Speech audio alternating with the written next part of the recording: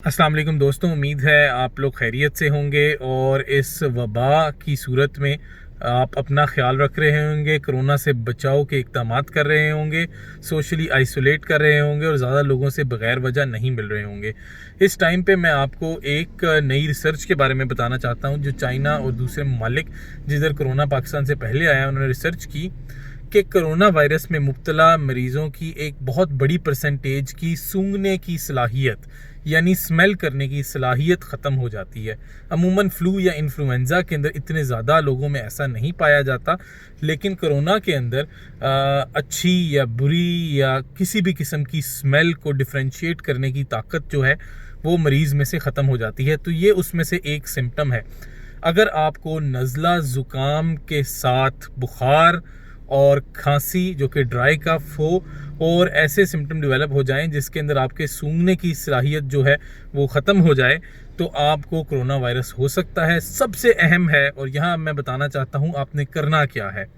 सबसे अहम है कि आप अपने आप को सोशली आइसोलेट करें, बूढ़े लोगों से, बच्चों से और दूसरे लोगों से एटलीस्ट 2 हफ्ते दूर रखें।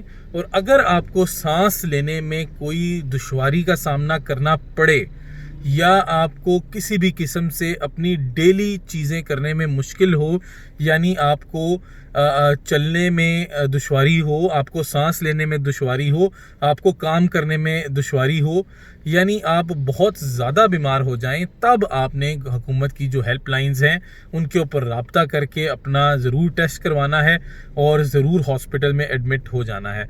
तो ये सिम्टम्स रिकग्नाइज़ करना ज़रूरी है और रिकग्नाइज़ करना ज़रूरी है कि अगर आपकी तबीयत ज़्यादा ख़राब है तो फिर हॉस्पिटल में दाखिला ज़रूरी है, वरना आपको घर के अंदर ही अपने आप को आइसोलेट करना है ताकि इस इन्फेक्शन को रोका जा सके। लास्ट पे मैं ये कहना चाहूँगा कि ये जो सारी प्रिकॉशंस पाकिस्तान और पूरी दुनिया में चल रही हैं ये कोरोना की स्पीड को स्लो करने के लिए हैं।